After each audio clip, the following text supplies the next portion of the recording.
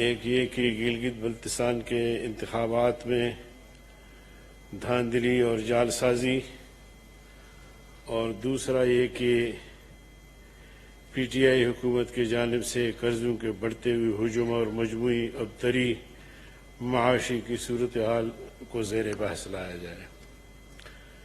تو میں گلگت بلتستان کے انتخابات کا ایک طرح سے عینی گواہ ہوں۔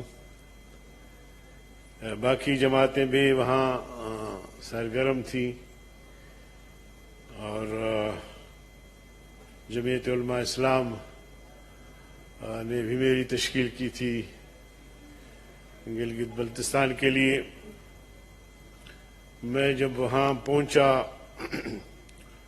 اور وہاں کا منظر دیکھا اور معلومات حاصل کی،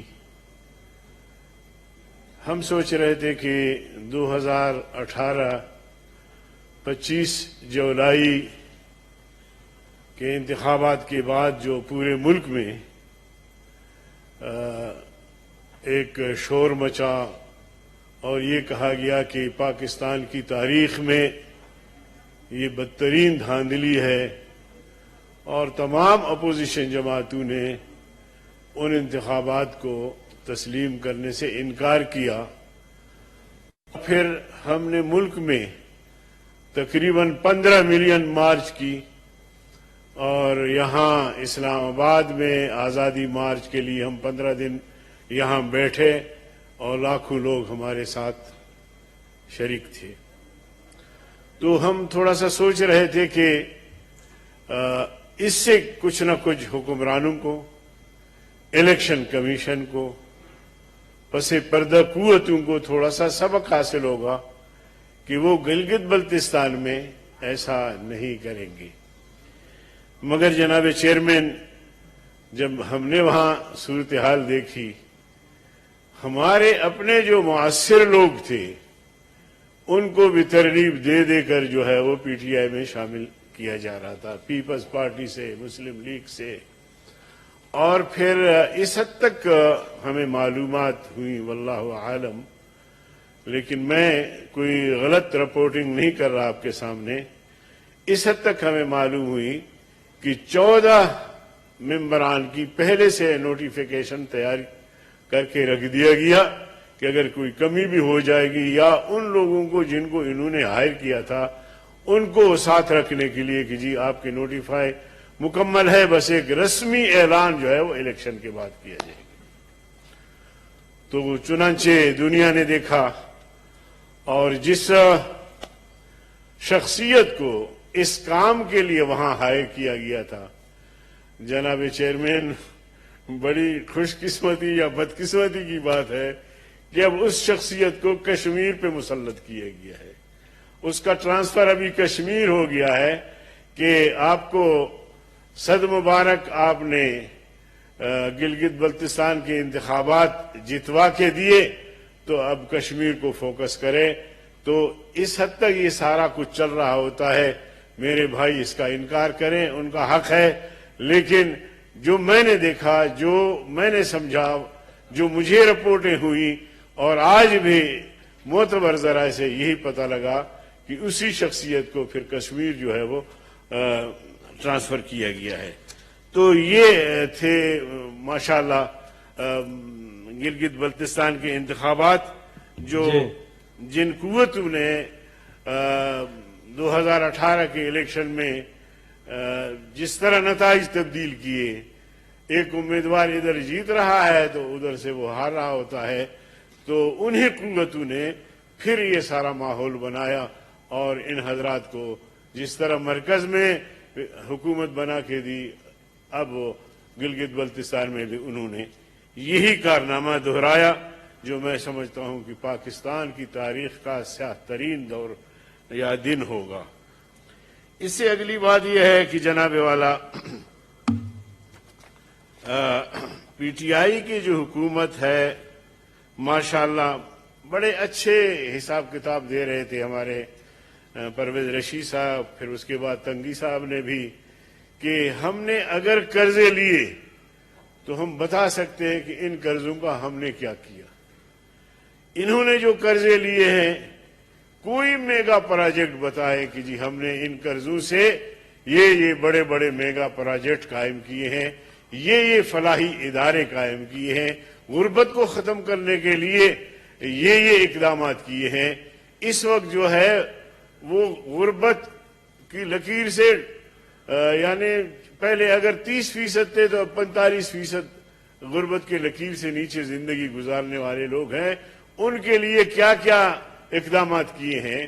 غریب جو اس کورونا کی حالت میں جو اسپتالوں میں جاتے ہیں، سرکاری اسپتالوں سے ڈرتے ہیں بیچارے کہ وہاں جائیں گے تو لاش واپس ملے گی، تو پرائیویٹ اسپتالوں میں جاتے ہیں تو وہاں پہلے کہتے ہیں کہ جی 2.5 لاکھ 3 لاکھ روپے جمع کرو تب آپ کے مریض کا علاج ہوگا۔ تو وہ غریب، اس کا بیٹا، اس کی بیٹی، اس کی بیگم اور وہ خود اسپتال کے باہر تڑپ تڑپ کے دم دیتا ہے اور اس کا کوئی علاج نہیں ہوتا۔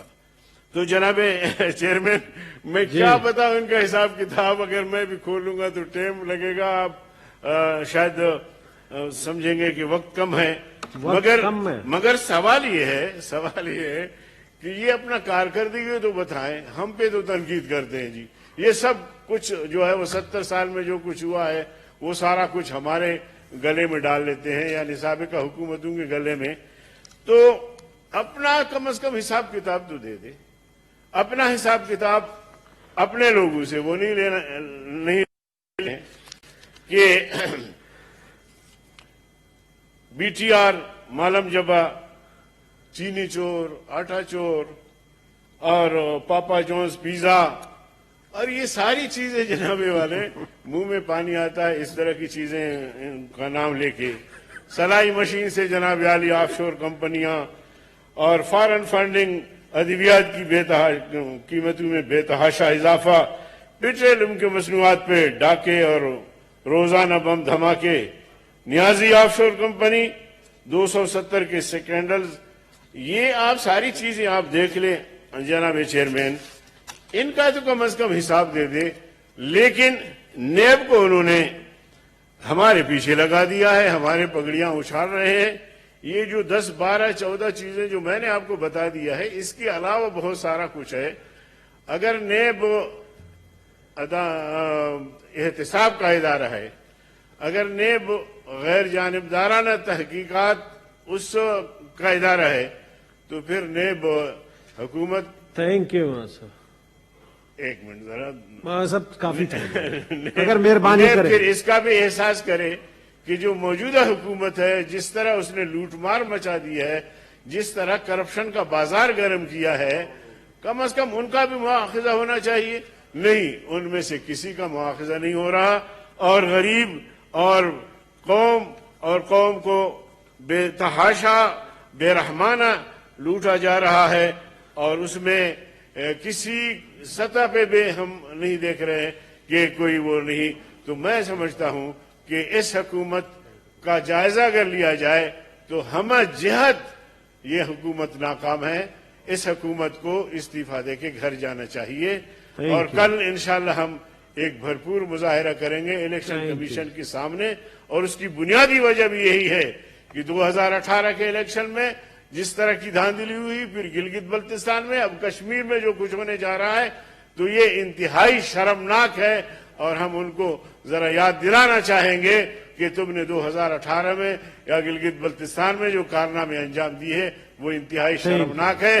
اس طرح ریاستیں نہیں چلتی جناب والا۔ بس 1 منٹ میں آپ کا لیتا ہوں، آپ بتائیں، آپ انصاف سے بتائیں، میں آپ سے پوچھتا ہوں، آج ملائیشیا نے ہمارا جہاز روک لیا، میں توجہ چاہتا ہوں جی، میں ہاؤس کا توجہ چاہتا ہوں جی جی جی مولانا صاحب، سب آپ کی طرف متوجہ ہیں جی۔ آج ملائیشیا نے ہمارا جہاز روک لیا قرضوں کے بدلے، ایسا ہے؟ کل اگر کسی ایئرپورٹ پہ آپ کے نام نہاد پرائم منسٹر کو قرضوں کے بدلے روک لیں تو کیا ہوگا؟ اور روکیں گے، جب آپ قرضے واپس نہیں کریں گے تو آپ کو روکیں گے جناب چیئرمین۔ کتنی رسوائی اور شرمندگی کی بات ہے۔ کہتے جی ملک کو ہم نے ترقی کی شاہراہ پہ گامزن کیا ہے، قرضے لیتے ہو تو واپس نہیں دیتے ہو، تو ملائیشیا جو ہمارا دوست ملک ہے، ایک اسلامی ملک، وہ مجبور ہو کے آپ کا جہاز روکتا ہے، تو مجھے یقین ہے کہ کل آپ کے پرائم منسٹر کو بھی روک لیں گے۔ تو اس طرح کی ایک غیر سنجیدہ حکومت، اس طرح کی ایک بیہودہ حکومت، غیر منتخب حکومت، آپ بیٹھ جائیں، آرام سے بیٹھ جائیں، جی جی پلیز آرام سے بیٹھ جائیں، مولانا صاحب آرام پلیز سے نو بیٹھ جائیں۔ کراس ٹاک، محسن صاحب آرام سے پلیز، بیٹھ جائیں۔ مولانا صاحب وائنڈ اپ کریں۔ آرام سے بیٹھ جائیں۔ اچھا تشریف اگر رکھیں جی آپ پلیز۔ سنجیدگی، جی۔ آپ میں سنجیدگی ہوتی، آپ جی میں جی سنجیدگی پلیز ہوتی تشریف رکھیں۔ تو آپ قرضہ دے دیتے۔ جی جی تشریف آپ رکھیں۔ مداخلت نہ کریں، آپ اپنی باری پہ بات کریں۔ جی جی جی ہاں، جی تو اس لیے جناب چیئرمین، اس پر ہمیں پوری قوم کو سوچنا ہوگا کہ ہم مل کر ان کو ذرا گھر بھیج دیں۔ یہ حکومت کرنے کے اہل نہیں ہیں، حکومت اس طرح نہیں چلتی۔